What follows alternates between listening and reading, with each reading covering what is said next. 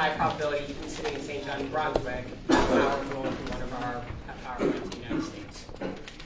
And so you can see then why I'm sitting here. It's because, look, you know, the reality is these data centers are going to be built. Whether they're built in St. John, they're built in New Brunswick, built in Canada, built in North America, or built somewhere in the world, they will be built. Why? Because people cannot help themselves but use this, okay? And so for us, my viewpoint, and why I'm sitting here tonight, is because if this ship is going to go, I want to make sure that that capital injection and that investment happens in this community. Because I made a promise to my family and my dad, who's sitting back there, that someday I would come home, okay? And so this is that project. Because the reality is this is one of the biggest capital investments we will make as a company. We spend on average about $200 million to $250 million a month right now building infrastructure in the US. And I want to take some of that and bring it to St. John. I'm building a house here already. So I'm in. My wife's Canadian. Lorneville. I mean, there's 100 other places you could put this data center besides here.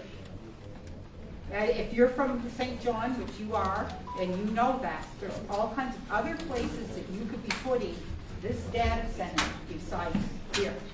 What I can tell you is, and I'm happy to go into it offline because we're in the front end of the stages, is getting a continuous acreage position in St. John in a zone industrial park or in a position where we're close to natural gas infrastructure, where we can access partial interconnects to MB Power and build out the structure. This is the best region for that. Why did you go for natural gas? Why not renewable energy or battery storage or some kind of other power source that's cleaner than natural gas? Great question. The reality is data centers that are being built in the world today, 98% of them are non-dispatchable loads. So what does that fancy word mean? It means that they run 24/7, 365 days a year. The data centers that are going to be built here, the data center that's being built here, is kind of unique to the rest of the market, which is it's a true AI data center. And so that conventional message that you hear in the market, which is data centers don't employ anybody, they consume a bunch of water, they're noisy, and you know, they're the other 5 things. That's not this site. Like I can tell you right now, I will commit to it in stone, that VoltaGrid will consume goose egg, 0 for water consumption, other than any water from the toilet. That's it. And so, I will hit both of those in 2 seconds. And so the data centers that are being built from an AI learning perspective are machine learning sites. So think ChatGPT, all right? And anybody who knows it. Well, that's what's going to run in here, you know? And then that data will be exported out of St. John, all right? Well, that data learning happens 24/7, 365. So the load is sitting there 24/7, 365 days a year. Well, the reality is right now solar panels aren't going to work, and the wind blows on average 32% of the time. How many of these units are actually? And so from a battery storage perspective, I can't physically build enough wind turbines and battery storage, because a good rule of thumb is it takes 10 acres of land to build 1 megawatt of power in wind. I'm building 190 megawatts of power on 6 acres in Lorneville because I've committed to shrink the property as much as humanly possible. And so there's not enough land in southern New Brunswick to build a wind farm that can recharge batteries. And, you know, because remember, once you blow them down 30% of the wind, I then have to recoup that, plus recharge, plus keep that center going. I can't build enough infrastructure, and there's enough land and copper piping, and copper wire to actually do it. There's definitely portions of 6 acres. That's all you're using. There's definitely portions of You 6 said you're using 6 acres? Yeah, we're only using 6 acres of that property for the power. So we were told that this site was a must because we needed large portions of more than 100 acres of land. Sorry, I'm talking about the power side. So I'm the power side. Joe's on it. Can you tell us the size of the entire project? In terms of square footage? Joe, why don't you Yeah, so firstly, just to introduce myself, so my name is Joe Gilbert, co-founder of Beacon Data Centers. And I'd like to extend my thanks for everyone for coming here tonight. The purpose of these events are to engage with local communities and for people to come out in force and for us to impart our message and for you to come back with questions. So thanks very much everyone for coming, and the attendance is very strong, so great to see people engaging with the project. Can't claim to be from St. John, you'll know by my accent I'm not anyway. So I'm from Ireland, the northwest of Ireland, a rural area, so I understand local communities. I come from a small town myself, 1,200 people, so I get this, and that's the reason we want to make this a success tonight, and that we're accommodating the Q&A, and we put a big effort into the boards and panels, etc. So any questions you have, either from the floor or in person, delighted to answer them, and if you want details after, or contact details, also happy to pass those on. So coming back to your point on the land, so to facilitate a project like this, we do need a contiguous acreage of land that is ideally zoned industrial, and that footprint is for the entire campus is, as is kind of highlighted here on some of the boards, is in the region of the entire campus size of 120 hectares, but not all that will obviously be built on.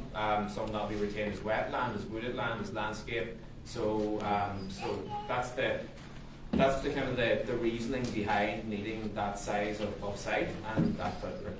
Behind that gentleman right there is the actual layout drawing. So you'll see a chunk of the property, the woodlands, are being touched.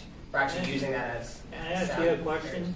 I think there's somebody ahead of you, but How many nobody of else. these You can ask me units anything you that you're want. producing are Sorry? actually, how many of these units that you're producing are actually up and running right now? On average, so VoltaGrid's portfolio today is 1,900 megawatts, so 10 of these running today. Good. I'll give you guys a perspective. That right there, see that video in the back right there, or that right there? We deliver one of those power plants every 30 days in the United States. Yeah. And by the way, we manufacture a lot of that in Canada. Can you tell us the closest distance from the closest building to the residential property line? The rough proxy on the power side, which is probably the Just one. any building. I don't know the back half of the data center, but I can tell you the property shop line from the power infrastructure, I believe, is 1 kilometer. Can you tell us? I believe it's 1 kilometer as well, but we will give you an exact.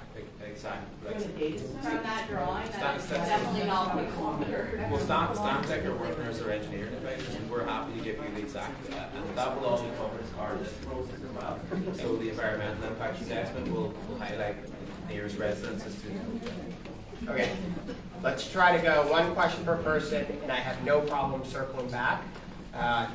It's not really a question, but could I recommend that you finish your presentation before we have a variety of questions? Let's know what you're proposing that you're building. Sure. That way I actually like that idea because I actually think there's some really good points that I'm excited to talk about. So let me tell you why, how VoltaGrid gets a social license to build inner city San Antonio. Okay, that is the first one we delivered to TikTok right there, and to get that license to operate, which by the way the closest home is 500 feet. Okay. Sorry, before you start, can you explain what you mean by social license? Social license is mitigate water consumption, mitigate emissions, mitigate noise emissions. You do those 3 things, the community doesn't know you're sitting there. Okay. And that means they accept you fully? What I can tell you is all the power facilities we're running today, we've had yet to have a single complaint. So we actually sent the St. John production team down to San Antonio to film this site, so that there was belief that the numbers that are reporting will let that loop itself out in a minute. That site there, on a footprint perspective, is 120 megs, so it gives you a good proxy as to kind of what will be developed here. Minimal light disturbance. That's what St. John will go back around. So the biggest hurdles on this site were the fact that the closest home was, I think, 482 feet from the edge of the power facility, and so we had to generate at 65 dB. So dB is a measure of volume, okay? Right now, we're talking at about 72, 73, something like that, okay?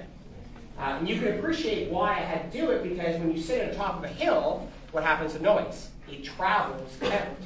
So the city of San Antonio said, guys, the only way you can do that is if you have a running power plant. That's running, just to be very clear. You can see the heat emissions coming off. And so they said two things. One, your noise basically has to be less than a car driving by, which is 65 dB. And two, you have to commit to 95% abatement, which means that NOx, SOx, CO, methane, anything that comes out of that stack has to be abated, which means eliminated through a reactive catalyst to zero, or the net in that case would be 5%. Oh, there it is. Sorry. But on the street, it was 50, which is clearly much less than a car. And the city said, look, if you can hit those targets, you can be approved. Good luck. Now, did we spend a lot of money doing that? You know, I spent $110 million just in air scrubbers on this site alone, which is what we're spending here too. Technology's got even better, so we'll be about 98% in St. John.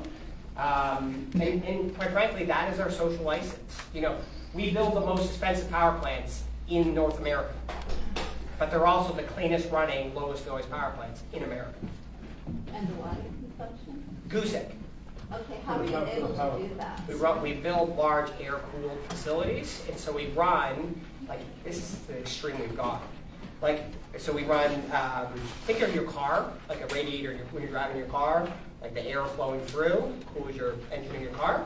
So we use that same concept so we consume zero water. And just to circle back on the data center as well, it's exactly the same principle. So we're operating in various jurisdictions where water is obviously a very scarce and constrained resource most places in the world now. So the science behind our cooling technologies is identical as to what Nathan just described, and we need to operate within those parameters. And we've outlined the municipality within the water availability that can be provided here. We'll design our system around that. We're not coming in here demanding X amount of water and take it or leave it type scenario.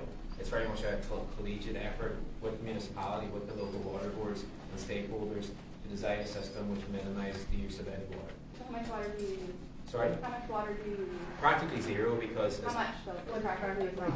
That's ultimately the city will tell us what's available, but they'll design to that number. Okay, we were told from the city that the client of the data center would let you know how much water is required. Well, that conversation is clearly moved forward now.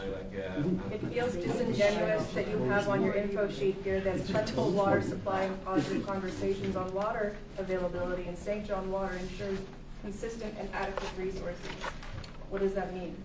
I mean, like, we'll be going through this process, as I said, and this will detail in fine, very fine detail the volume of water that will be required. But I can assure you, we will be dictated to by the local municipality who are your elected representatives, and they will be. Where are they tonight? Where are our local representatives Hey, tonight? let me describe this. Okay? I'm going to flip it in St. John terms. Like, the reality is, like, it's not just what Joe's building. Like, the reality is Google, Meta, Oracle, AWS, Amazon, missing one, Microsoft. Like, you don't get to build data centers anymore for those guys and consume large volumes of water because they have ESG targets that they have to hit now. So what is the target? What is the amount of water? Zero consumption is the target. You're not using any water to run your data center. So once the loop is filled with water, and that loop, How much water does it take to fill the loop? It depends on the size of the facility. But What's the size of Based on the size of your facility. the size of the facility, it's up on the board here. Yeah, and how much water does that size facility use? The final site has to be determined yet. So you don't know. I can't give you that answer right away now to an exact amount. Why can't you? That'll all be part of the environmental impact process. We go We through. don't have enough EIA more than we trust. But that's our license to operate. If we don't operate by that, then we can't operate, and we're not going to stray $2 billion to try to bypass the It'll be totally transparent. Yeah. As part of the I process. guess can I move We've back heard to that social story before. license? I just want to ask, are you aware that over 1,400 people signed a petition to protect the old growth forest that you aim to destroy. And there was a unanimous petition signed by every 800 members of the Lorneville community. And over 3 days worth of people spoke in front of council in opposition of this proposed expansion. So I just want to make sure that you're aware that you do not and will not have social license to build in our community.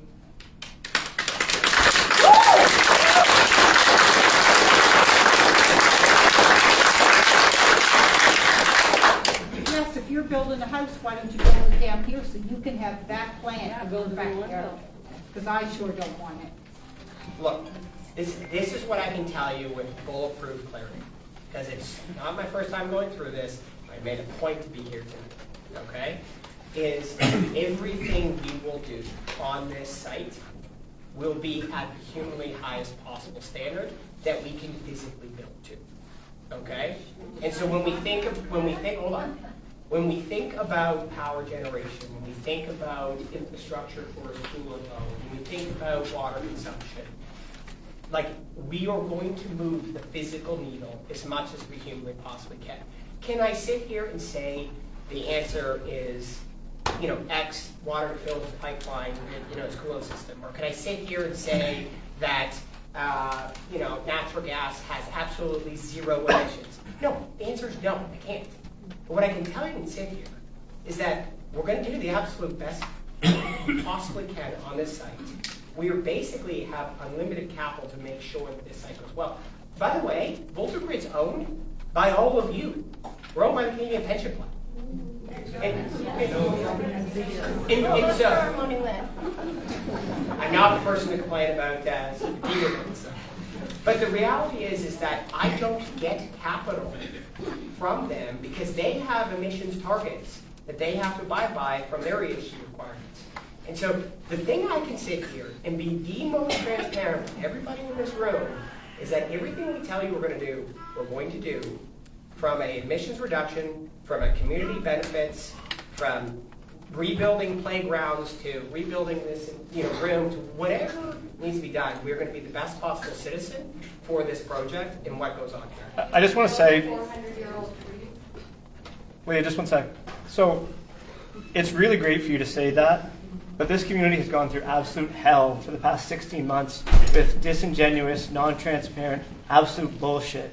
Yeah. So there's zero trust here. So it's not your fault that you're coming in and having no leg to stand on, but it's really hard for us to believe a word you say. And that's not on you. That's on Ian McKinnon and city managers and all the other people that are here from that process. And not even him for the rest of it, because he's new to this too.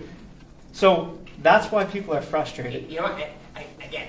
And there's no way for you to ever know. I will never know. That is the truth, okay? But what I can tell you is, look, we are building, I'm pouring concrete in Saudi Arabia right now, okay? But I made it my mission to sit here tonight because I want to do this one myself, okay? Because I'm from here and because I appreciate how St. Johners think. And so, look, I don't have all the answers. Joe doesn't have all the answers either. But the biggest commitment we can give you is be transparent. And there's a reason why we're doing this event. Opposed to my application, which is the public comment period, no. We did this event right at the front of it. Because what we have learned, if you sit in front of the community and you tell the truth, and I listen and I allow you to ask questions, I'm not afraid that all these chairs showed up here and you guys want to have an interview for now. No. Well, we can't even get an answer of how much, the ballpark figure, of how much water you're going to use to fill the pipe. Is this the first one you built? Because the design No, is it the first one? Or do you have another one? Do you have one comparable to size? Is there AI It is a glycol-based loop system, All I want to know is how much does it hold? How much glycol do you have to shove through it to cool it down? It's a 5 gallons? 5,000 gallons? Sir, I don't know. Well, you must have a ballpark answer. We can give you all that exact data as part of this process. There's no issue with that. Well, we can't get it right now. Full transparency then, promise you all your study plans, the methods, the results, everything before this is completed? Or not just hand everything over to us once you cut the ribbon? So you're going to give us all this information before you actually do all of this stuff. Because we have got a lot of questions that obviously you're not going to be answering tonight or be able to answer tonight. But we deserve to know the answers. I want to take home not able to answer tonight, but surely not willing to answer. You know, like, I hear you. And I'm here because I want to answer. If I knew the answer of how much glycol sits in the tube, I would tell you. I could tell you how much glycol sits in a gas engine. You know, which is So 32 is this the gallons. first one you built? Is this the first AI center that you have up running? Or have we got have- up we running? have- Like, is there no Besides- other one besides- in the besides world you this can't compare it to? facility- Besides this facility. I can assure you the design is going to be developed in conjunction with the municipality. Okay. We rely This on a is what- clean water table here. Hey, What water is this this? is what we will Ocean or commit to, fresh? okay? As we go through the process, we will be as transparent as we possibly can. The reality is tonight, I don't have the answer, Joe doesn't have the answer, because they're changing the engineering to reduce the water as much as humanly possible. A data center built 5 years ago consumes a lot more water than a data center that's built today, and then a data center that's built tomorrow. Why? Because they're moving to air cooling. Because they don't want to consume water. And so I sit here and I tell you an answer. Well, 3 years ago, I used to consume water in power plants. I don't now. Why? Because I can run carbon fiber blades, reduce the air or reduce the noise, and so I can run air-cooled units. So will you commit to a 30-day community review window for major results before submitting to regulators, so the community can have independent experts and time to comment? Here. 30 days, will you commit to 30 days for our community? We'll work within the statutory parameters, whatever they are, and, So no, and you're everyone, not everyone, I'm not saying no. I'll take that away. I'm Why not don't we saying come no. back to you on that? We'll come back to you. Everyone will be given ample opportunity to come back with comments and we'll feed But them. we were given a week for this meeting, and we were given a letter with emails that bounced back to answer our questions. So how is that full transparency? Well, Yeah, there's sheets there, you give your feedback, there's some contact details. I give my contact details to anyone who's asked. They absolutely work. I get Anyone who asked me for my contact details today, I shared them, and I will continue to do that. Anyone that needs them or feels that they want them, I'm happy to do that. I don't think we can be fairer than that in terms of engagement. I'm just wondering where the natural gas will be coming from. Maritime's Northeast Pipeline, which is, so we're not connected to the city system. It's Maritime's Northeast Pipeline. It's basically, I think it's 2.2 kilometers away. So the source of the natural gas will be in Canada or the US, or where is the natural gas coming from? The trick is, because gas is fungible, like just because you stick it in the pipe at the front end doesn't mean it actually gets delivered to you, but how gas trading works. So we could procure all Alberta gas, we can procure all Saskatchewan gas, it's fungible. Are you It's just paper hoping, trade. are you hoping to take the moratorium off of the natural gas in Brunswick? We don't require that to be successful. It's not our. So can you speak to why this piece of property versus the piece of property that already has EIA checkpoint on it? I, at this point, cannot, with regards to specifically your question. I would just go back to the continuous acreage position of this site makes this project feasible. This project doesn't fit anywhere else in St. John. Just think of it like, I can't, it's access to gas, it's access to MD power, it's access to everything. So there's 1,600 acres that have been rezoned for this purpose, and that spot is the only spot that can fit? That's what I was. In Lorneville, I don't know that answer. So who does? Does Ian know? What I can tell you is the property that we've identified has, from a power facility perspective, and also from Joe, it has the least, or I guess the longest shot to line of sight to any house. Have any of your projects that are up and running now, have any of them had to be decommissioned, or are they all currently running? 90% of them are actually growing in size now because their impact has been zero. And the other There's ones not- are still running, just? There's nothing we've ever had the sites shut down ever. What is the remediation plan if like AI data centers become obsolete, and what's the plan? So we build modular, so don't think of us as, and I'm not picking on Colson Cove, but since it's right here, I might as well talk about it. Like, we don't build like, pour concrete, build big structures, fabricate on site. Everything we build is modular, so they're Lego blocks. So our power facility is 42 Lego blocks, okay? And so when we're done, let's just say, so this site, I want to clarify one thing.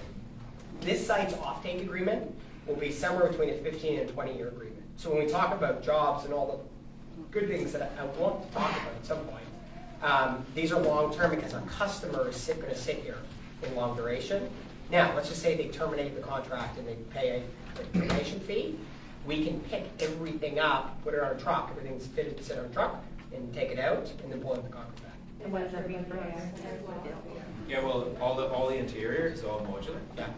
It's a precast concrete structure, so it's very easy to dismantle. And like as part of the planning permit process, we're happy to engage in putting down a reclamation bond, so that bond is there for any decommissioning, but as and when that would occur in the future. There isn't, I want to hit this up because I feel like somebody should ask me this.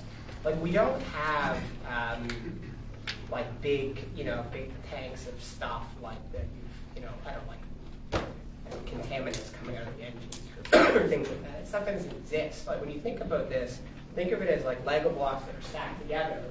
That, if TikTok chose to not run this site anymore, we would literally just pick it up, take it to the next person, plug it back down, turn it all back on.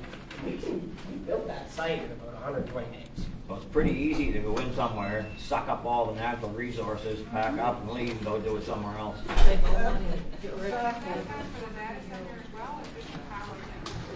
Okay, sorry, you're up next. Does that count for the data center as well? Most, like, just to give you a proxy, Like the majority of the data center is modular in nature, so the interior is modular, it's fitted inside in a modular fashion. So it's going to be taken out in that modular fashion again. Precast concrete is easy to disassemble as well. And further to that as well, there'll be a reclamation bond required for this project. So when the time comes in the future that it has to be disassembled, that bonding is in place to finance that process. We have reliable 345 kilovolt line connection just down the street. Why do we need to be on the gas turbines here? no, I want to actually answer that perfectly. Half the site is on that interconnect. The other half is not, because we have a commitment to put zero impact to the grid. I actually have So our power facility only does the 4 buildings. Ian, can you speak to how many times we were promised no smokestack? No staff, I speak to how many times? How many times we were promised by city staff and city council? No, I can't speak. You never heard that? I didn't say that. I said I can't speak to how many times. Thank you. And sorry, and was that? Next question. Oh, yeah, sorry. I was just trying to hone in on how much power the data center is going to use. 190 and 190, 190 self-gen, 190. Yeah, And we were well, told- just the NB Power one worries me because I get on there and said 3 years on, not going to have enough power. But then the problem is provide for what we presently have, plus all the construction that's going on. So I don't know how we can commit 190 to you guys. We were told they have not committed that yet. We're working through a process with MB Power, and like I can't guarantee how that outcome will finally shake out. We're going through a process with them, and I can't offer any cast iron guarantees because that's not. So if they say no, what's the backup? It's not completed. Another question for you. You said you wanted 120 hectare, and your footprint for your data center is 120 acres. And your footprint for your generators is 4 to 6 acres. Why do you need 120 hectare? We don't require all the land, but we require a campus. We're like the nature of our. That's 300 acres. 120 Yeah, acres. just let me finish. The nature of what our clients aspire to is to have a campus style development. So it's not just a block and then fence. It's parceled in with with natural vegetation, with forestry, with landscaping. So that's the answer to that question. They don't want just a single line fence and a building with load. It's an attempt to landscape and blend the project into the natural environment. Do you have plans other than just the data center? No? No. You don't have plans, but you know you're gonna do something with it? No, we don't mind leaving that land in natural landscape and vegetation. We don't mind either. That's absorbed into our model and into our campus style site design. When you stated earlier, 1 kilometer, that sounded a whole lot better than the information we were getting from the city when they were talking about expropriating the land and making it heavy industry. I suspect a lot of people in this room would be very interested to see if there isn't some way you guys could stay or talk about that buffer of 1 kilometer to people's residence rather than. And when I just want to tell everyone, when I talk about I'm talking to power plant, to me, okay? The most ideal location is right on the road because it's the farthest run point to any house. We can use the data center buildings as sound barriers. We're using all the forest as sound barriers because again, just to hit your comment, we're leaving a ton of the property as is. But he also said 1 kilometer. No, I want to look, I understand. I'll correct. I'm going to Right, recorrect. Okay, so we will come back and we will give you the distances to all the nearest residences. Well, that's what's key here, that's what's important. But we will maintain this large buffer if we possibly can. We want to do that. We do not want to go closer to residences. It's not in our interest. It's not in anyone's interest. If the orientation of your project, if the orientation of your project could even just be adjusted a little bit so that it's not headed towards. And exactly to your point, that's what these sessions and these forums are for. Take on board this feedback and to feed it back into this process and to come up with a solution that works as best possible for everyone. There's a 120 acre footprint right along Blue Road that you guys could probably work with much easier than you're sending it down Owen. We're just nervous about this backyard thing. Sure. Yeah, sure. And it's valid. Yeah, absolutely. Best I can do is be transparent with you and work with you guys. That would be nice. People listen their well water and stuff because of whatever. Sorry. The states have lost their well water with them because of the, I don't know why, but. And I apologize. What was the first part of your question? People in the states, like they're, Yeah. I'm researching on it, and they've lost their well water. Like they just lost, we're all on wells here. Yeah. Right. Look, all I can tell you is I'm not really, I'm not pulling water, and look, I'm the industrial side of this equation. It's tearing the land up, filling it in with gravel, that's what. Yeah, what I got to hit home is the fact that these are not heavy assets. Like this whole concept that I have to build, 6 feet of reinforced rebar concrete in site isn't the case because of weight distribution. Our concrete pads at that site are 18 inches. So you can set that on a bouncy dog, a 400-year-old bouncy dog. But that's why the weight distribution works. That's why you build them like this. Is because the never point been load. No, you've never You been. don't wanna You've go never there. been there. Dave. Last time I heard, NV Power has a moratorium on construction of data centers because of the high electrical demand. We had one, there was a second proposal they handed, but they couldn't handle the demand. So it's news to me that moratorium has been lifted. We say we're in active conversations with them, we certainly been talking to them. And not talking the public, but tell us in that moratorium. You need 109 megawatts from them. That's your demand from them. They're telling us that they're running out of power and we're all going to freeze in the dark because we're using too much power. And that's our argument. We're going to build a 500 megawatt gas plant in Tantravar to help support. Well, I can answer that question very succinctly, okay, on the NV Power side. If NV Power say we can't provide you with any power, this gentleman here will provide us with our power and we will be totally disconnected from the grid. But if you can do that, why not do it? Sorry? If you can do that, why not do it? Why connect to the grid? because the grid offers a degree of resiliency and redundancy that is preferable for data center operators. Correct? Is it cheaper? No. Grid? Would that be power tell you they lifted the moratorium on certain data centers? I'm not sure if our commented on that. They never even, I was never even aware there was a moratorium, if I'm honest, and yeah, that's the truth. Can you speak to? Hold on. Where do you get your water in San Antonio? Antonio, Where does it come from? And I'm assuming it's fresh water that you require, not salt water. Yeah, so again, 0 for me. Okay, so what you see there is 0. For the data center. And so that can go in there. So that data center is connected, not to one of Joe's sites. It's connected to a company called Vantage. But we want to know about his site. We can understand, but I'm. We can tank the water. I'm just answering his question. Can I answer his question?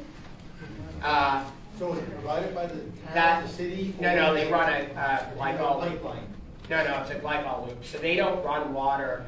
Look, you can't really build a data center anymore without running a closed loop system where you don't have evaporative cooling, which is kind of how they were built 10 years ago.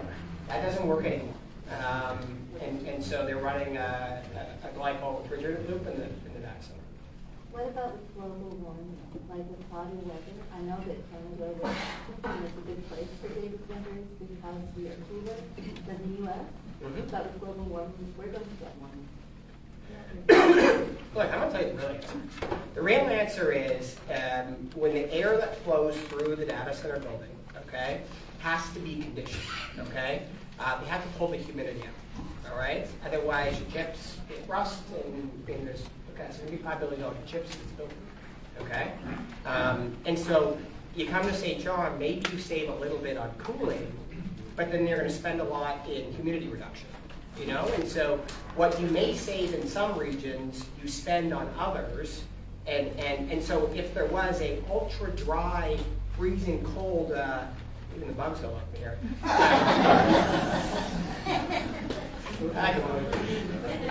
If you can find an ultra cold, dry place, you know you should build there. But unfortunately, that doesn't really exist easily. But next to the sea where there's a lot of corrosion, doesn't seem to make sense either.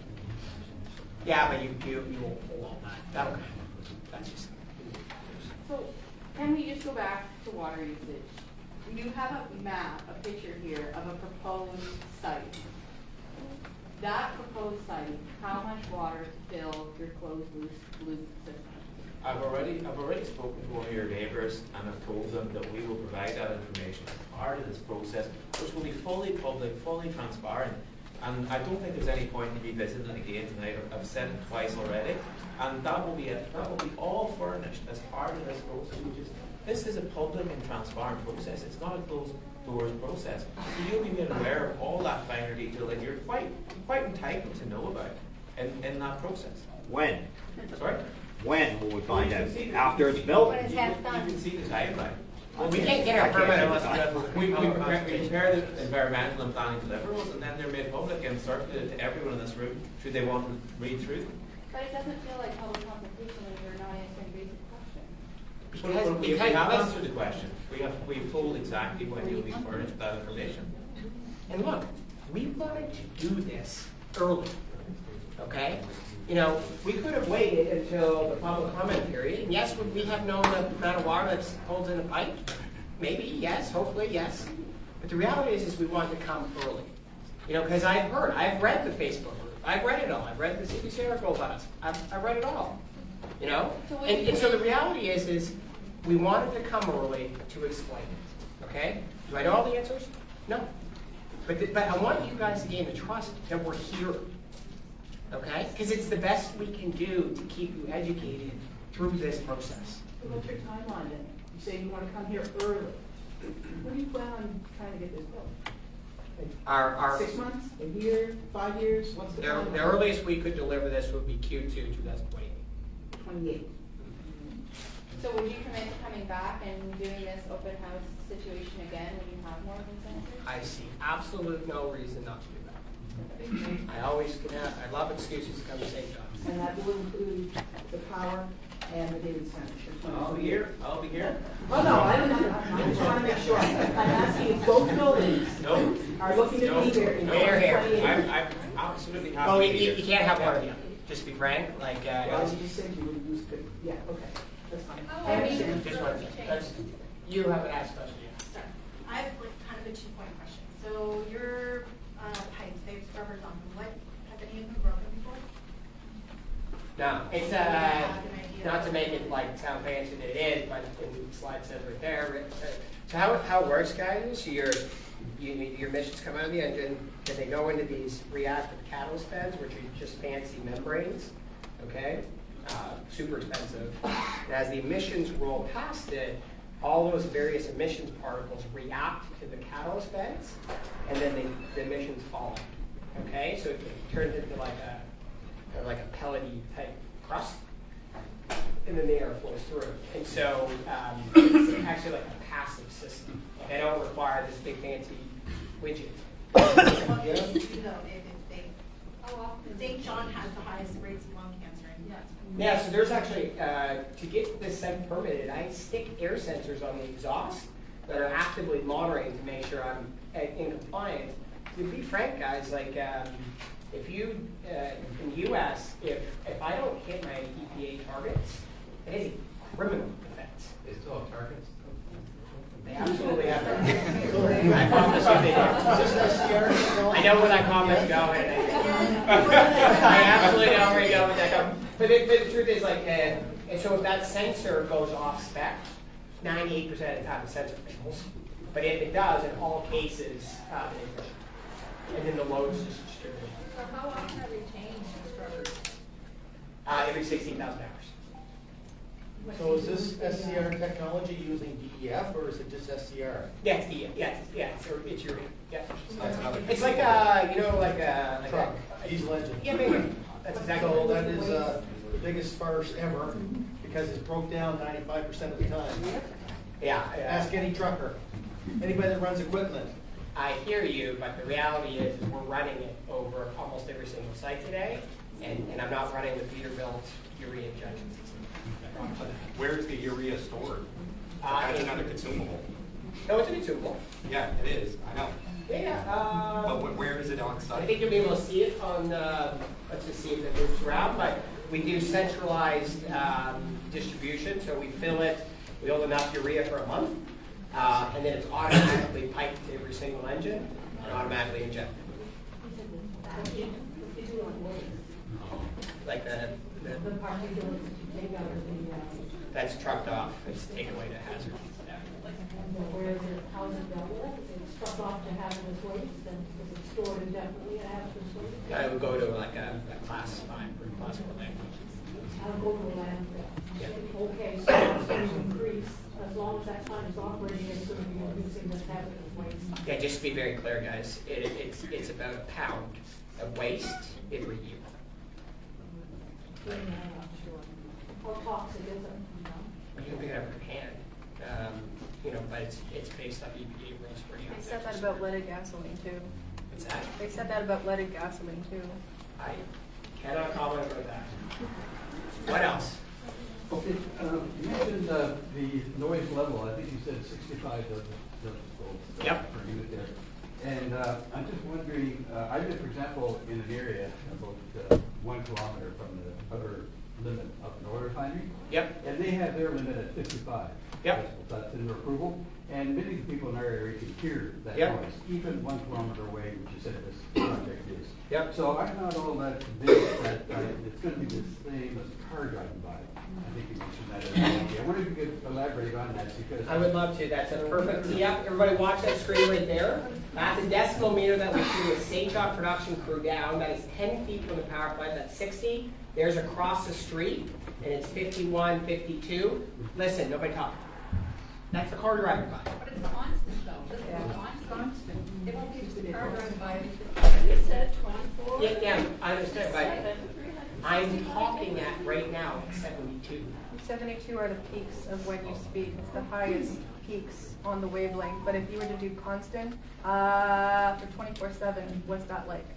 I understand that, but what I can tell you is there is greater background noise at 106 feet from the pool equipment at the pool where they were filming than there was from the power facility that's on a hill that will echo. And so what I can tell you is, what we built and delivered, I have never had a noise complaint from San Antonio, and the closest home is under 500 feet. But you talked about the AI center also, we're asking about those facilities, we're asking about What's the noise from the data center? The noise facility from the data center will be commensurate with the gas, it will not exceed that. I will be the large source of noise in the facility. So right where we are right now, Lorneville's one way in and one way in. So if you're holding something that could be critical or anything could happen in your building, like anywhere, are you guys gonna build another road just in case, or help me feel safe? Yeah, we're piping gas in, we're trucking it in. So we'll pipe it in, and then there's no really consumables. Yeah, do I have to bring in engine oil? Yes, I absolutely have to bring in engine oil. And, call, I don't know who's loaded with engine oil here, but, will there be a load of engine oil on a body drop truck once a month? Yes. But we don't have no incentive to truck anything in because it costs money. So what about traffic control, like all those things that could cause safety issues and like our one way in, one way out? We were told by the city that they would look to businesses to provide alternate road and highway off-ramps. Can you confirm? Are you talking about construction or what are you talking about? Because there's no, just to go, it's like, once the chips are in, building's built, power plant's built, there's no traffic. But what about all the people that are Well, working it's- for all the jobs? So employees Or there. employee Employees. traffic. I think what's important to point out, employees, light vans, employee cars and light vans would be the extent of the traffic after post-construction. And during construction, there will be a very detailed traffic management plan that would again have to be agreed with the local municipality that is fit for purpose before that construction process The can local commence. municipality or the local community? We will engage with everybody. We'll engage with everyone. Okay, but like they were talking, the city spoke to like opening up the virtual, creating a new highway off-ramp for traffic control, for exits in case of an emergency situation. Is that in the plans at all? Are you talking about the employees that are coming? No, for No, construction, for for safety, to have construction. another way out of our community. If there is an emergency situation, we would be trapped in our community. Well, we'll have to follow whatever the regulatory bodies prescribe and comply with that. But they don't care. They don't care. They don't care.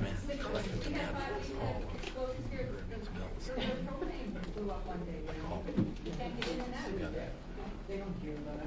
Well, I can't really comment on that, unfortunately. So no. Well, I do, just to hit on your comment, like I do, because I'm here. And I know that sounds like fake, but I do, like, Yeah, you have a financial interest to care. no, actually, no, I'm gonna tell you no, because guess what? Like, these data centers will be built everywhere in the world. And so for the first time, I want the $2 billion to come to St. John. Can you tell us how it's coming to St. John? How? Yeah. Who in St. John benefits? Or who in Lorneville benefits? I don't know, the $100 million of concrete I will buy, or the $58 million of steel I will buy from local vendors, or the prefabricated walls I'm building from stress There's probably or I'm happy to keep going. You can say it, it'll benefit Irving. So Irving, yeah. So Irving, your former employer, will benefit.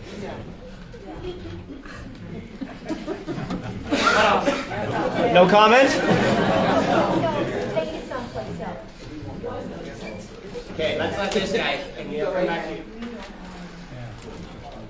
Originally, I had a question about your power plant, because you're showing at least 20 modules there. Yep. Are they roughly, what, 400 kilowatt generators, or? Yeah, so 5 meg engines, okay, 5 meg generator, so 500 kilowatts, sorry, 5,000 kilowatts. Then what we do is we stack 5 of them in the building, and then we encase the building in soundproofing. And then we put the air scrubbers in, and then we encase the stack. So you won't actually see any stacks, just to be very clear to everybody. So it's not just 20 units, there could be more than 20 units? No, it's, you take 200 divided by 25, 8 buildings. All right. Anyway, that was just related to your 65 decibel. Those size of units are terribly noisy. even in a sound enclosure, and they're running all the time. But then I became aware of the issues with the groundwater. Most of the residents have wells. Everybody. What precautions or mitigation strategies are you proposing to keep glycol out of the water, to keep oil out of the water, and not contaminate all the water table? Super valid questions. All of your, how your building permits work is your liquid containment has to be within the, so you take your max EV. So let's just say, so a gas engine has, I think, 32 gallons of engine oil in it. Well, your top cut line on your building before water, so anything could seep out, has to be higher than the possible volumetric draining in that building, so that it's not possible, even if you had an equipment failure and something was leaking, that it can leak out onto the ground. Number one. Number two, on your comment of urea containment, so we run double wall urea containment, then we build a steel structure around it, so that even if the tank busted, all of that urea would be captured in the I don't know how to say it, it's the third containment structure that's around it. Do you make a promise to maintain these facilities and update them if they should break down over the years? I think a lot of people here have worked in or around the refinery, and we see the state of disrepair that a lot of these facilities are in. Do you make a promise to maintain those? Like in blood. Yes. And actually, let me tell you, I'm here to tell you about the real reason, not to say it's no, the real reason is I am paid on my reliability. Okay? So if I don't perform, Google, Meta, pick a logo, does not pay me. So my revenue goes to Goose. And so for us, we have to maintain 99.9% reliability plus to one of the tech giants. Pardon me for being the devil's advocate, but don't you get paid by your client, the data AI center? But that is my client. And so the reality is if I don't deliver at 99.9%, my revenue goes to zero. So I have every economic incentive to have that plant running at 100%. But that's a promise to your client and not to the people. I understand that. But if I don't get my revenue, how do I run and earn a profit on this facility? I have zero incentive for that plant not to run because my paybacks are 10 years. But don't you hear how that sounds though? You have zero incentive not to run, so what about the downtime for maintenance? If you have downtime. Great question. I'm going to answer that because that's the most common question from our customers. So when we say, when I contract to Oracle, the public arrangement, we do all Oracle sites. So when I build them, when I contract for 50 megs, I build them 50 megs, and then I build them 18.6% more, okay? We use that swing of 18 so that when we're doing maintenance on the SCRs, which you asked, or when we're doing engine oils or spark plugs at 4,000 hours, or doing major overhauls or minor overhauls, or all the things that you have to do to keep this running, we use the spare installed power to swing so that we can run 24/7. So think planned maintenance, and then think unplanned maintenance. Handbells break. You talk about benefits to different construction companies, whatever. Can you speak to like how the community will benefit, how people in the community will benefit, and the amount of jobs that will be It's my favorite thing to talk about. And so let me talk about the power side, and then Joe will talk about the data center side. So a good rule of thumb is we employ about 23 people per 100 megawatts, okay? Per 100 megawatts, okay? So times that number. And those are your direct, like, boots on the ground out there. So think mechanics, electricians, pretty light on the plumbers, but mainly mechanics, okay? We will be paying in St. John at our global pay scale. Thank you so much, Bill. And so to give you a marker, like a Class 2 mechanic at VoltaGrid makes $155,000 a year. A Class 3 makes $180,000 a year. That is what we will be paying here. No question about it. And they also get equity, and then you get overtime on top of that. Plus you get a free car and all that stuff. And so, like, to me, these are like real paying jobs. The reality is we're also going to put part of our back office, probably into one of the buildings downtown.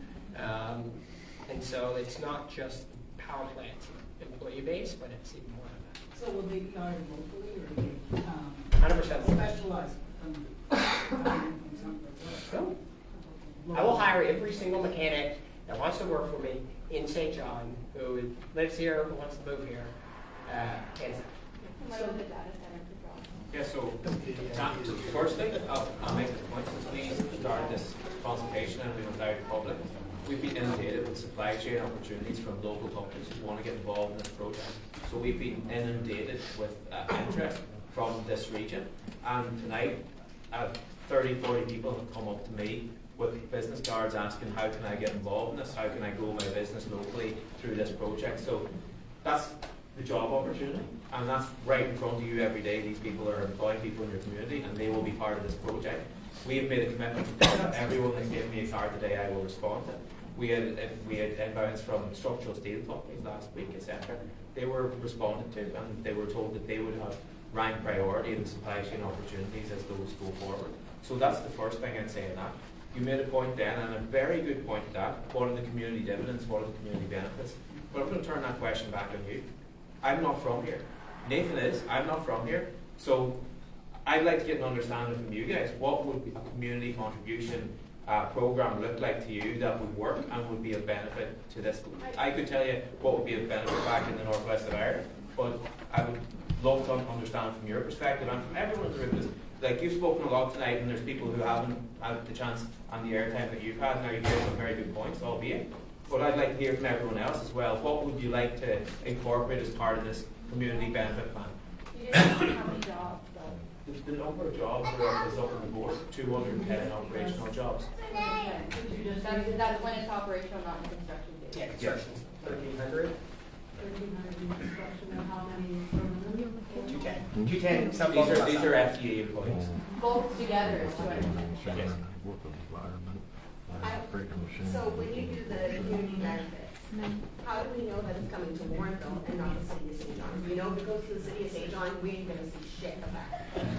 I'm just being honest, that's not against you. I was like, you're very positive that you're going to make sure that you're going to cut me down and make sure We have mutual friends. there you go. And I put the question to you, like, let us know what, as part of this consultation, it's a two-way process. Let us know what you want or what would be a benefit here, and we'll incorporate that into our plans. We'll make sure that goes to the city first, it goes to Lorneville. We don't want to go to the city, because then they'll split it up and we'll get a walk. But here's the good thing, let me premise this. Joe and I are the guys that get to write the check, you know, to who it goes to. And nobody else has to tell us where it goes, you know, so we will figure that out with you. Do you write the check for wetland compensation? Are you aware that you will pay 2-to-1 wetland compensation? We're aware of that. Yeah. Okay. And can you provide us some,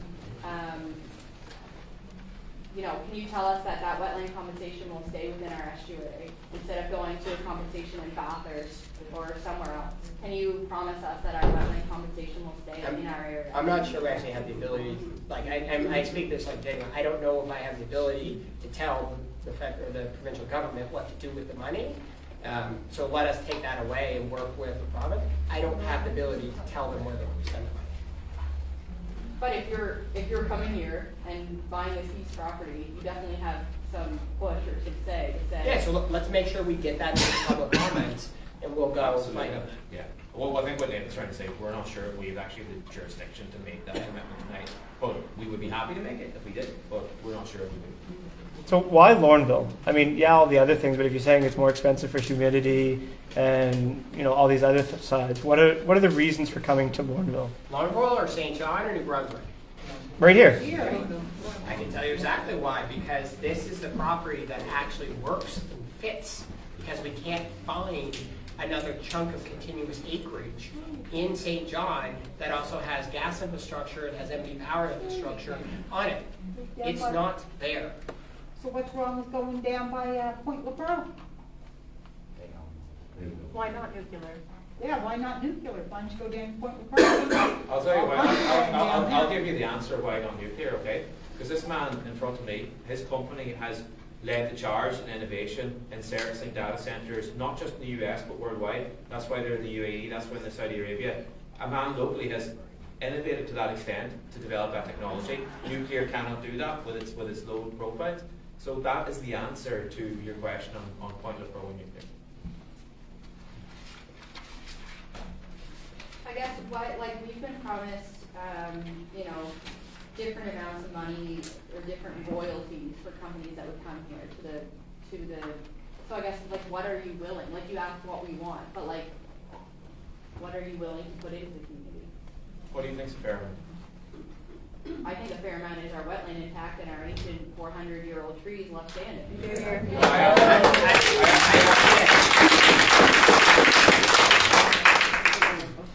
I asked what do you think was a fair community dividend? I don't think you cannot replace that. You can't replace a 400-year-old tree. You can't replace these wetlands. You can't replace our quality of life. You can't replace the use that we get in these forests with hiking and ATV trails and quiet and quality of life and a peaceful, calm, oceanside community. You will not replace that. And you say it's never going to make as much noise as a car? Well, I tell you, I live right across the road, and I can hear every car coming down that hill every night.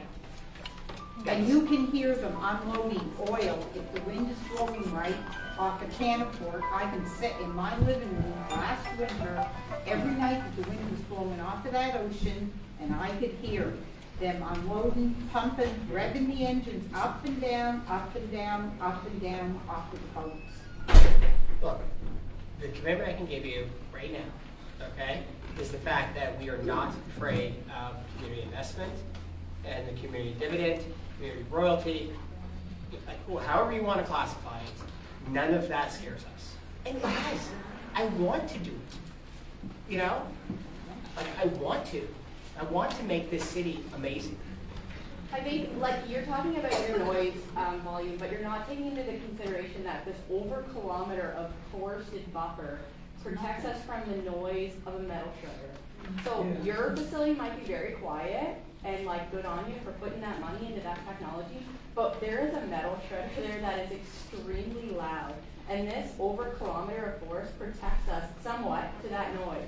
And once you clear cut that, we're going to hear that metal shredder all day long. And you can't speak to that because that's not your business. No, and the other thing is, once those trees are gone, it's going to blow the rest of them over too. That's right. You won't have a buffer. Yeah, look, I can't talk about the metal shredder. I don't even know what the metal shredder is.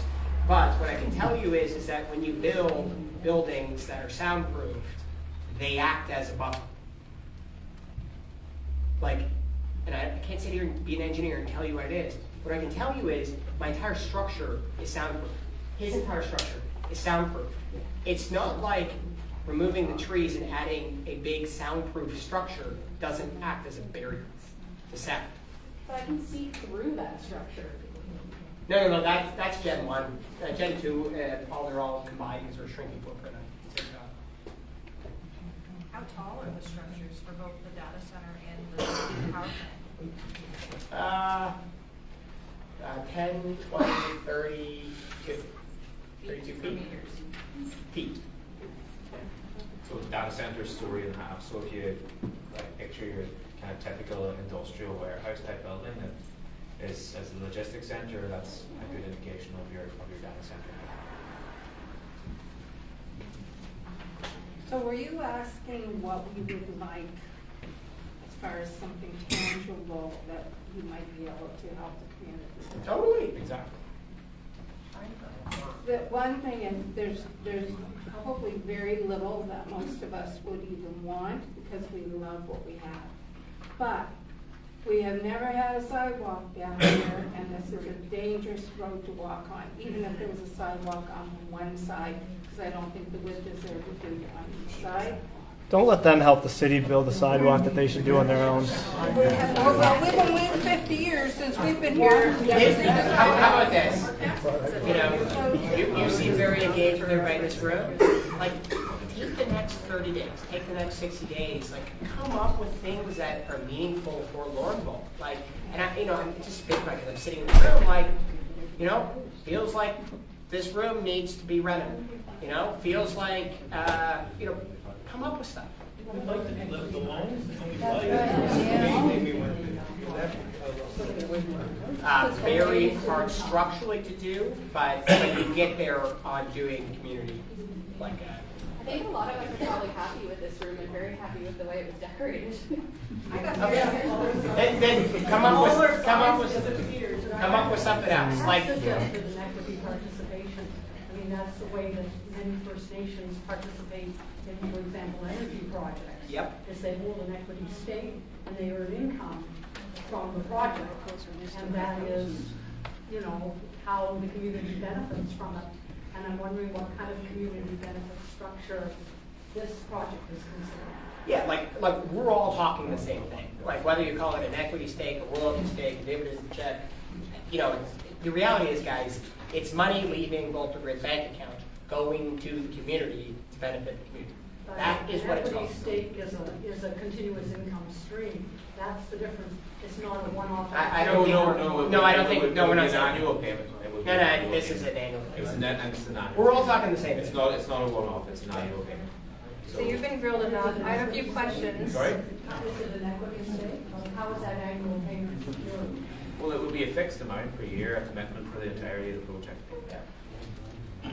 I have a few questions for you with the AI Data Center, and the idea of AI is somewhat nebulous to most people in this room.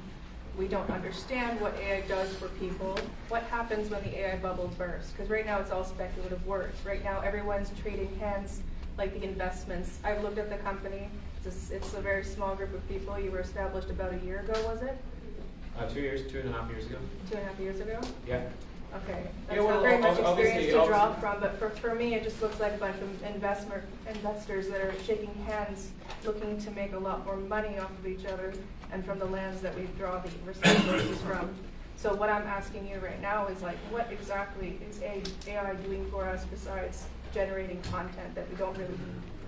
Well, I mean, what I would say is, so advances in cancer treatment over the next 20 years, they will be more than likely powered by AI. Two of our data centers running today, the off-taker isn't. Who's your clients? Sorry? Who are your clientele? I think we mentioned the clients, the potential list of Can you clients. mention them again to the room? Well, take the U.S. tech giants. Yeah. Or take a sovereign. That is a very large and nebulous. Who is this client? Who is your client? Sorry? Who is your client for this project? That's not defined yet, so I can't answer that question. You would build this without a definite contract? Sorry? You would build this without a definite contract? It's a big investment for no client or contract. No, the client will step in after the approval process. So it's all speculative. Sorry? It's speculative. Building this project. Who are your financiers? And why? Who are our financiers? So we're here to develop a project. We're here to develop a project in conjunction with VoltaGrid. That doesn't make sense. And we're putting risk money on the table to develop this project. How do you get money? Sorry? How do you get money? I'm just going to answer this question. Okay. You go through this process. You go through your permitting. Then you're issued your permit. The designs and drawings are done. No, that's fine. I understand your Ma'am, let me no, finish. Please stop. Please stop. So then what you've done is once you've got your engineering and design review done, you've got your permit here, you're taking then that package and pick your top guys, right? Google, Meta, AWS, Oracle, Canadian government's extremely interested. Think of all your normal things that you interact with every single day. Think about hospitals. 2 of our data centers run for hospital AI networks to go and streamline patient care.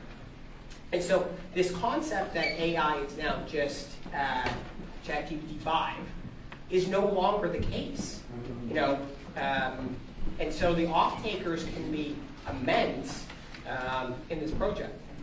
Who is financing the project right now? Because obviously cost money to studies, money. Us, me, like we are. Yeah, us. The people. Yeah. Your company. Yeah. Like we guys, you can Google it. You guys are very good at Googling. We raised $7 billion last Monday.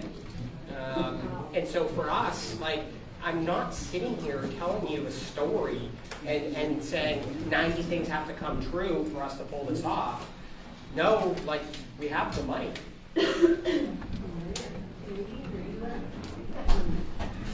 We sold bonds. And so there's 263 investors in it. But VoltaGrid's equity is 51%. Can you give us an example of some of the community benefits that you've given to some of the communities that you've placed yourself in? Thanks for that. So the ground, see that park, the pool and the playground? We put that in. You know, we've got sponsored every single Little League team in Midland, Texas. So 14,000 kids that have VoltaGrid baseballs and VoltaGrid bats.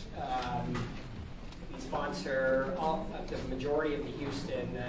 I love dogs. Okay, you want to know something about me? I love animals. And so we're the biggest sponsor for the Animal Rescue League. School supply drives. What? School supply drives. Yeah, school supply drives. Yeah. One of my community, I know it's not in Lorneville, but I'm totally sponsoring the Animal Rescue League there. I love animals. I've got one concern about all this. Sure. Is the EIA reports. Yep. Okay, the environmental impact assessment. Yeah. We have had 2 of them done down here in the last multiple years. One of them was just last year. It was a total farce, but still got accepted. And they were saying that you couldn't find some of these, animals or birds or monarchs. So it's because they did this study from April to June. So how can they come out, with an honest answer? They didn't. And before that, we had a dump here, and when they tried to push it, expand it, they did another EIA. It was different. It was a different consulting company, and they lied through that. They hid information that we found just before we went to the Planning Advisory Committee and brought it out, and they weren't happy with us because it was a total farce, because what some of the setbacks were, they hid, and they didn't put us on the list until after all the setbacks were done. And we were told we weren't even on the list until afterwards. Otherwise, we would have been offered every setback that was there. And one of the reports was done by a company that's in a multi-million-dollar lawsuit right now. They're doing a bad job on another one in the province. So it's kind of hard to believe. So we have, I know for me, I'm very, very skeptical about EIA reports because they're paid for by the person who wants the results. So if I want to do business with that company again, the obvious thing is to make sure that they get their, that this looks good for them, whether it's good or not.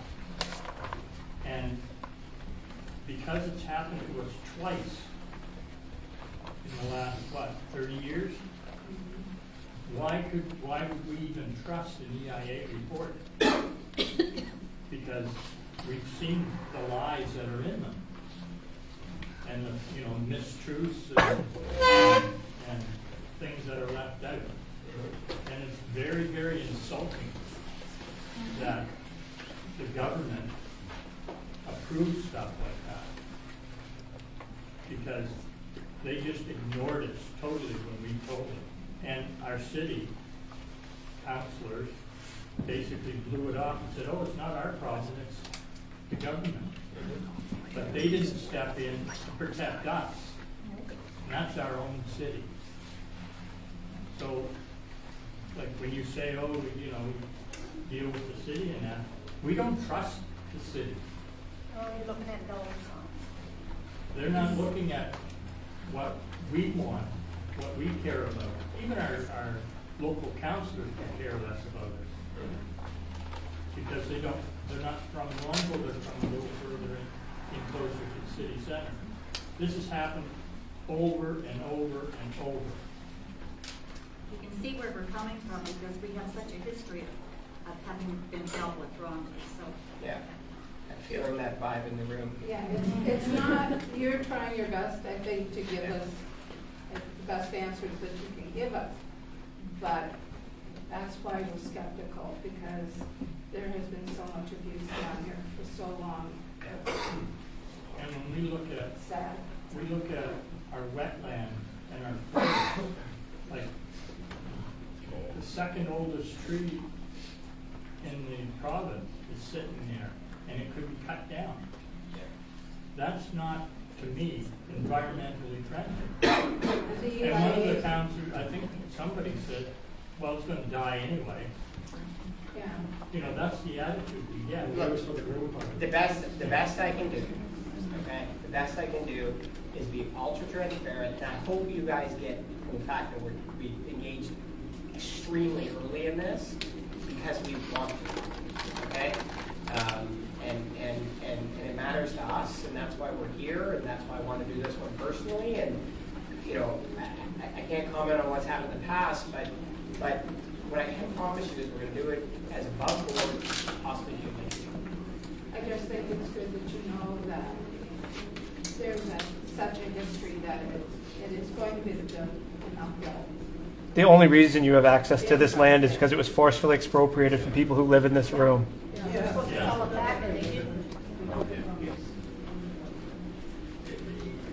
Proposed layout you have, the proposed layout, you have a certain number of units of data center, a certain number of units of power backup. Is that it, or is there future expansion consideration? No plans. There's not. So there's no intention to expand future as the demand grows? To give you comfort, there's not more. We're at a limit of what we can source for gas. We're at a limit. Unless there's another nuclear reactor built. So if you're at your limit at 190 and NV Power doesn't allow you, and you said that you would do another 190, how do you supply that 190 if you're already at your limit? Sorry? Well, it would, if that counts. If the gas is tapped, it'll just be the single project. Yeah. Okay. Over. I think anyone who followed this, I presume that you people have followed it. I'm sure that you have. People like the news items and the newspapers.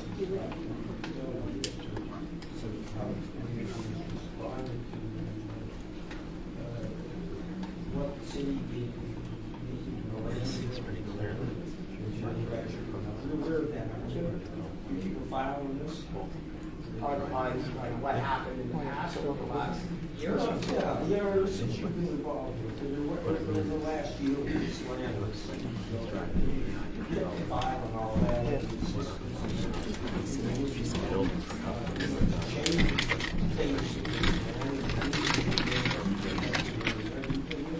Surely you're aware of that. You feel it's one thing to come here, keep this kinds of records, but there's something service. Well, certainly tonight we've been very much aware of all the concerns, but previous to that, we didn't have the depth. I certainly didn't have the depth of knowledge that I have now. Well, I have a couple of other questions. The question I want to ask on this question is, under what conditions would you be willing to go out and lead the community for what the people want? What would convince you to do that?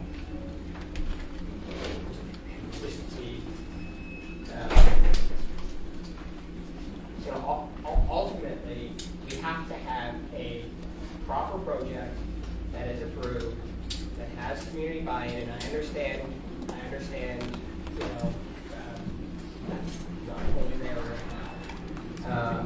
Let's be frank. I'll sit in. Oh, it's certainly not there. I mean, it's anything but there. There's never been the slightest indication that it's been there from the very beginning. I understand, you know, but the reality is we're not going to do a project if all the bits and pieces don't come together. You know. No, but I'm not talking about the bits and pieces. But the bits and pieces are big. They're an EIA application. We have to actually physically do a transfer. The EIA has no respect in this province from anyone who's had dealings with it. I've been dealing with it environmental thing for most of my life since I was 25 years old till 10 years ago. Probably participated in more environmental assessments. There might be one other guy in the room who participated more than I have with the Conservation Council at the same time I was. There used to be the reason that they shut down the turbine plant and stood up. Woodpeckers. Because in my backyard, they're all over the place here. You don't suppose to be nest out there, would you? Heard on the radio this morning, that's why they shut it down. So they said it's transfer. I mean, you guys have spent all the money trying to make a case for yourself and all. It's just like two people going to court and someone has $1 million for lawyers and the other guy has nothing. And that's what it's like here. And, but my question was, what would convince you, what would the community do to convince you to pull out? I've never been asked that question. This is being so honest with me. I've never been asked that question before, and everybody wants the job. How much can we pay you to leave? Well, I'm not so sure that everybody wants to, and everyone wants to make money. Everyone wants to have a decent living in a healthy community, in a healthy body, a healthy environment around them, have enough to get by on. But I think You stand back on stage? You backed into me. I've been standing right over the I was well behind you, then you backed up. And at least that's my way of thinking about it. And I've lived around here for 78 years, not right in this community, but very, very close to the west side here. And what should the community do now to show that there is no community license here for it? What could they do? What would convince you? And what would be the social license that they could come up with? Well, the short answer is I don't know that answer, and I've never been asked it, and so, it takes some time to think. I would rather find a path, you're my sponsor, and you, I believe, for you, where, let's figure out a path where you guys actually want us here, where there are real benefits to the community, and we're not, doing whatever we do and spread all around the city. Let's find stuff that we can do in Lorneville, Because guess what? When you invest $2 billion in Lorneville, there will be tremendous spin-offs that come out of this that we can put to work in Lorneville. So on that, the city requires water course buffers. They reduce water course buffers to 15 meters, which is half of the provincial standard. So will you commit to a minimum of 30 meters no disturbance buffer on both sides of every water course? Look, and this goes But with you Friday. can. You are the head of both of these companies. You make those decisions, do you not? You make the engineering process makes those decisions. And you don't get an end. Is it not your company? You don't get an end say? You can't say, hey guys, let's move it back 30 meters because that's what the community wants. And we are going to try to have meet those what the discussions. community wants. I can't sit here tonight and give you that commitment. What I can tell you is, because we don't know what the engineering layout is to pin, that we will go through over the next 6 months. But if you can't meet our provincial standard, then maybe you shouldn't be there. But there's nothing that we will do that doesn't meet regulatory requirements. Provincial standards, though. Our city has decreased that in half. Look, But the provincial standard is 30 meters. I could be entirely wrong with this, but I believe this is a provincial process, not a city process. VEIA?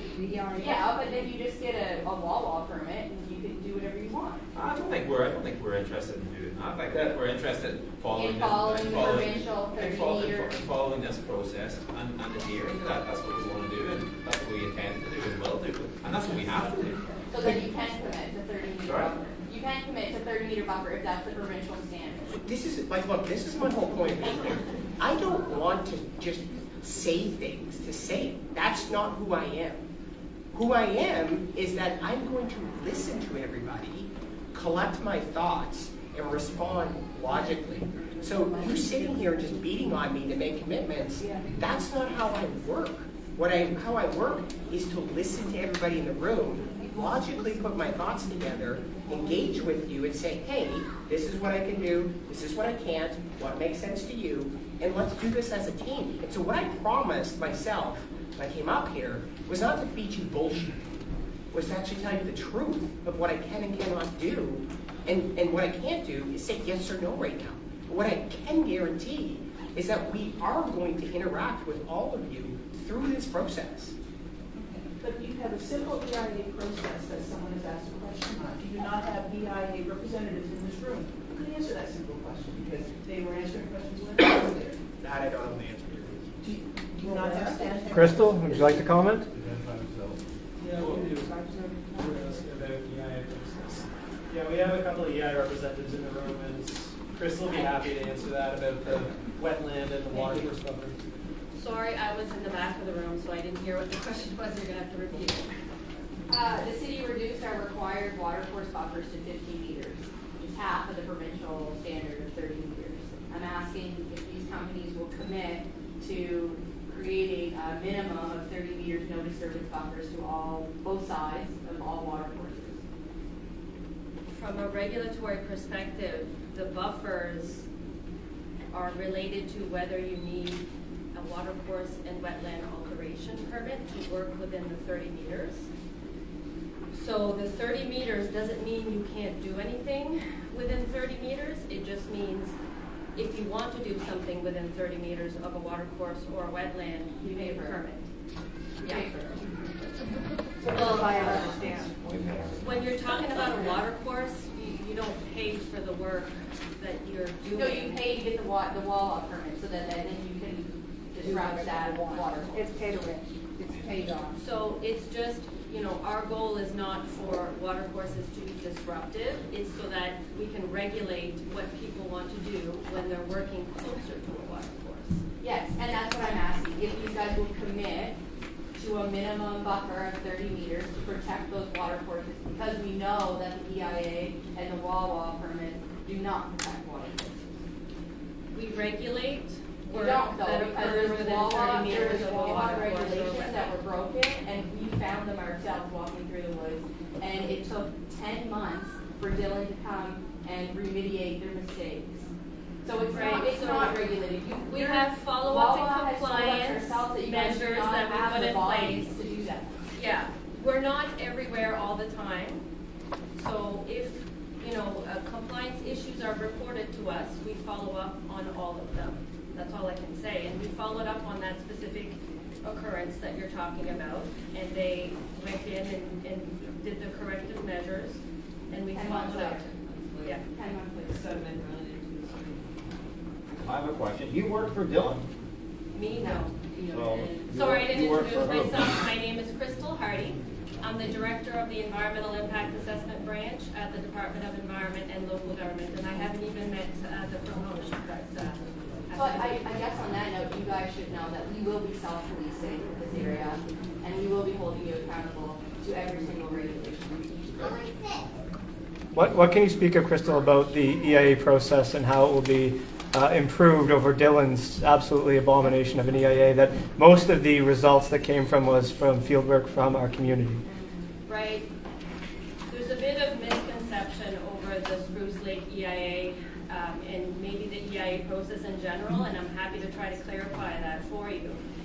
When proponents are collecting data in the field to provide for in an EIA registration document, they could be doing field work different times of the year, and if they register when they don't have all of their field information, it is quite possible that they will provide additional information during the EIA review. So, and that's what the EIA review is for, really. It's about identifying impact pathways, and those impact pathways are identified by the proponent and their consultant early on when they're doing their field studies.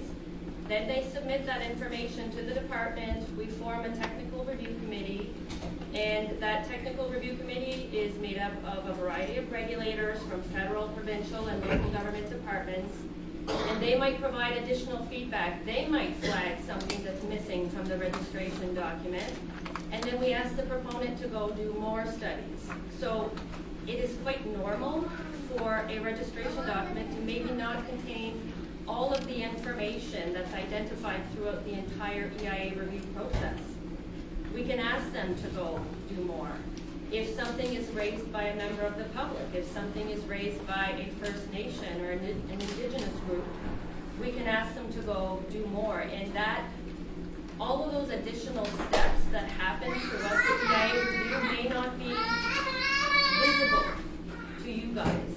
But all of these things that were raised as part of the Spruce Lake Industrial Park Expansion Project, and anything that is raised today on this project, the proponent is using this information to try to improve their submission. But if other things are identified, once they've submitted the registration document, we can ask them to go gather more information. So you may not have all of the information up front. There's a whole process that can last months where more information is submitted, more information is fed to our technical review committee. If you guys have concerns, we engage with our technical review committee one-on-one. We'll ask them about the monarch butterflies. We'll ask them about all the things that people are talking about, but these things may not be visible to you. You may not realize that all of these things are happening, but they are. So would you say it's quite normal for the level of community engagement about an EIA and what was discovered and what was added to your EIA based on the community's efforts? Would you say that was a normal process, like 1.7 kilometers of not accounted for watercourses and wetlands and old growth forest, a bouncy bog, everything that was found by community efforts that completely erodes the trust of this process, that, you know, we weren't allowed to talk about the EIA at any public hearing for the city, but then in the first chance that there's a project announced, the city's all gung-ho to put their faith in an EIA that was done so terribly that the Minister of Natural Resources was quite confident that the work came from the government of New Brunswick biologists, and then in the end had to admit that it just came from the work of Lorneville residents. So how do we trust the EIA process when it's a sham? And is Stantec going to do a better job? They couldn't do a worse job, so they got that going for them.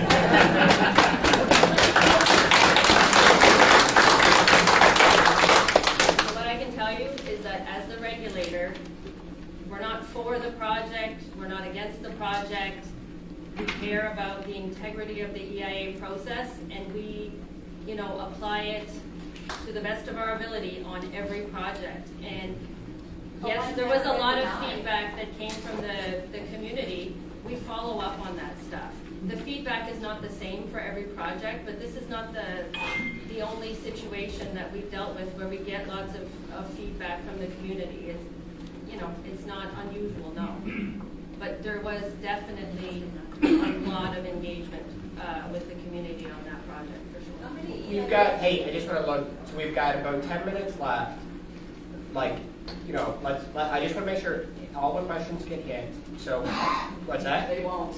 I understand that, but if there's any other voices in the room that want to go, now, you, sir, in the back. Now, you must sense the temperature in this room, or how we feel with the city of St. John. A lot of other people feel the same way. You on AI, you type in Lorneville and the city of St. John. The city of St. John has a black eye. Like, they've treated us terribly. It's all right there for you to read. Why in the world would you want to put your company name to the city of St. John? Be affiliated with them. Really? Guys, it's because I care. To be frank, you're going to be in the same boat as them. You're going to have the same black eye as them. No, I'm not. Oh, yes, because you I'm are. actually going to do this project correctly. Like, the reality is, like, we are sold out to the end of time. And so I want to put capital into St. John because it's good for the community. Lorneville will be a direct recipient of that capital. I promise you that. And so, you know, the reality is I don't want this capital to float back to Texas or float back to wherever it's going to go. No, for the first time, I want it to come to St. John. I want it to come to New Brunswick. I'm super proud of the city. So you want to know the real answer? Like, the real answer is... That's been long enough. I care. Like, I don't know what other answer to tell you other than like, I want to do this in St. John. Even if no one in St. John wanted to do this? Like, if you're the only one? And then I'm a lone man standing on an island by myself. But it, look, I appreciate everybody going through this, and giving us feedback. We've had, like, just to tell you, because I promise you I wasn't going to bullshit you up here, like, we've had incredible feedback, like positive feedback on this. Incredible. I got 6 resumes today, guys, from people that want to come and work for us. Like the truth is, like, this is a gargantuan economic driver that's going to come. Like, it's going to physically move the needle. And I've got 1,400 signatures that say that we don't want to. That's right. I understand that. And I think we should also not bullshit you. Like, if we're being so honest, we should also be honest. We are going to fight you every step of this process. That's okay. Every step. We don't want you here. I totally understand. I didn't come here because, maybe it would have been better for you guys if you didn't do it right in behind people's properties. Maybe people would have been more accepting of it down here if it hadn't been done so that this place was going to be 1 kilometer behind people's houses. Like, who really wants a plant like this? So what? It's Houston, Texas. That's a state. It's totally different than Canada. It's totally different than New Brunswick. Maybe you would have been accepted down here if you went somewhere else besides 1 kilometer behind everybody's homes. On the other side of the Birchill Road. That's right, on the other side of the Birchill Road. Yeah. All kinds of them down here. Go. That's right. Do you have a strategy, just in case there's a leak and you contaminate somebody's water? Which is like, what's going to happen then? and how would that physically happen if we're not tapping groundwater? Oh, everything leaks. I don't care where you are. Everything leaks. Sooner or later, your glycol's going to leak into the water. Somebody's well's going to get poisoned. Guaranteed. All I can tell you is what we do. Okay? Facts. If there is ever a leak outside of containment, which we've actually never had a leak outside of containment. Yeah, but how long have you been in business? 5 years. 5 years, yeah. You self-report it. But guys, 20 years from now. I'm the 20 years from now. Portable power provider in America. Yeah, for 5 years you've been. Yeah, 5 years you've been in business. My house foundation's older than that. It probably has a leak. 5 years is nothing. Sounds like it needs some containment. 5 years is nothing. Look, all I can tell you is what we do, which is full remediation. So think about hydrovac, think about everything that you would do to contaminate that. Now, reality is, though, we don't have contaminated products that generally spills. We don't have big, we're not a chemical plant that has big vats of stuff. But there's a reason they're called accidents. These things happen. I understand. The reality is, I have 32 gallons of engine oil. How'd you get your glycol? The truck pulls in there, next thing you know, it's all leaking out in the ground. I also understand that, but the reality is even to pump urea off, you've got to be in containment. No, so what are you going to do if it happens? What are you going to do if you poison somebody's well? What's going to happen? I don't have that answer to that, okay? All I can tell you is what we do, we have yet to have an incident. In 5 years. Fine. But I've got 1,600 employees running around doing things, and we operate borderline flawless as a company. One So second. did I'm that saving you for last. diabetes, I guess. 3 more questions. She gets the last one, so 2. Just have a comment. I don't know if people are aware that 1 liter of diesel oil or furnace fuel can contaminate 2 million liters of drinkable water. It does not take much of a spill or a leak to literally destroy your water table. I don't know if there's a question there, but point taken. The reality is like we're building double contained vessels, and we just don't have, we don't store fuel on site. We run on natural gas. No, but you have large quantities of oil coming in. You have glycol loop system, so there's always a possibility of glycol spill or the line. there's lots of potential contamination of the water. Point heard. One more public question, then you go last. You in the back. Actually, I'll save you two. I get you. I saw you. Thank you, and thank you for coming here tonight. I went through your whole display, and I enjoyed it, and I learned a lot. And I just live 3 doors down. And my question, congratulations on your success. Thank you. If you weren't from St. John, like you go around the world putting these data centers up, and then you wait for someone to come in and buy them, and you have a long list of people that want to come up and grab them. So if you weren't from St. John, would you know about piddly little Lorneville and want to put your data center here? If you've got them all over Texas and they're pouring cement in Saudi Arabia, why don't just pretend you're not from here and take it somewhere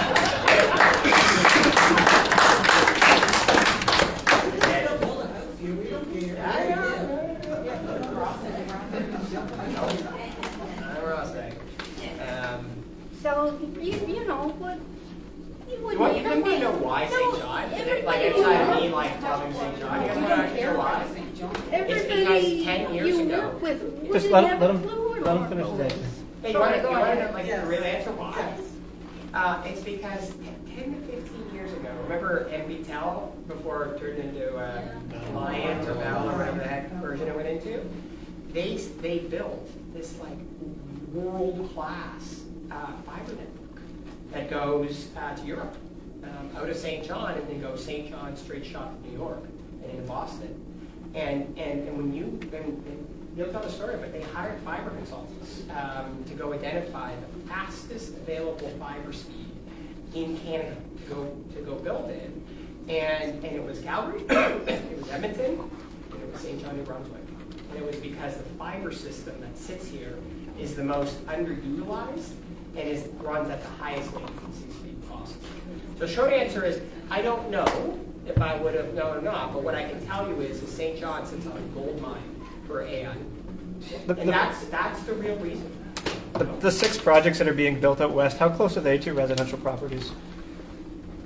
It varies from project to project, but some of the projects have closer residential proximity than the project here at Lorneville.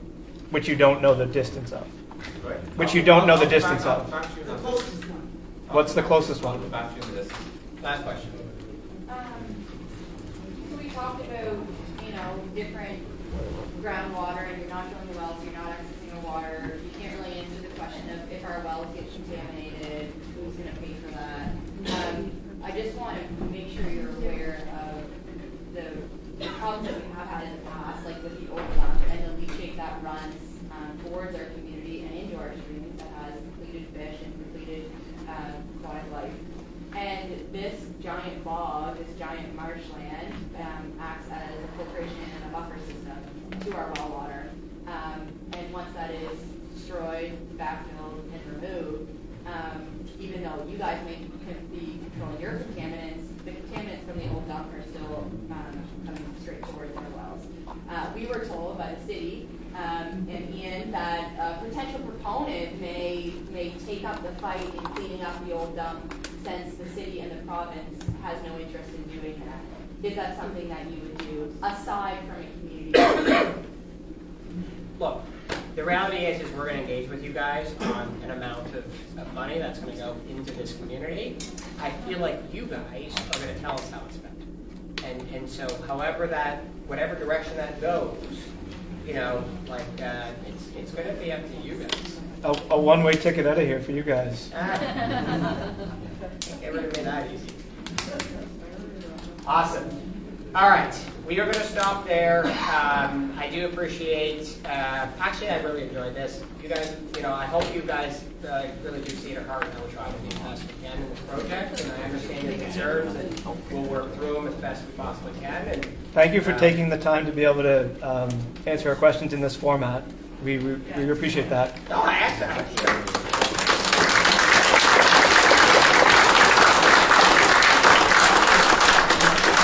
And I hope your email is working again, since it wasn't. Well, that's because I have about 1,000 unread emails in there, and there's a point where it caps out, but... No, just the VoltaGrid Spruce Lake email hasn't worked from the start. We have a new one. May I ask, sorry, when was that fixed? Because I tried it this morning and it didn't work. Just asking on my own curiosity. Might want to look at that. Well, look, guys, that is one thing I can super commit to. That email will be fixed really fast. Will you I got that guy read that. these? Hey, Bill, make sure that happens. If everything in this room that people can fill out.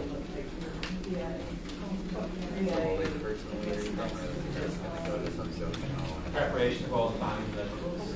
GIAs and public. We can do that and follow all the procedural elements.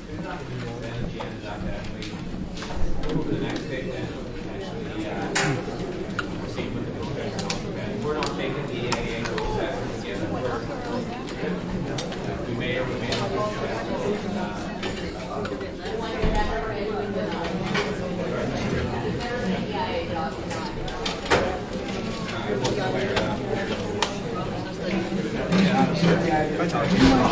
Yeah.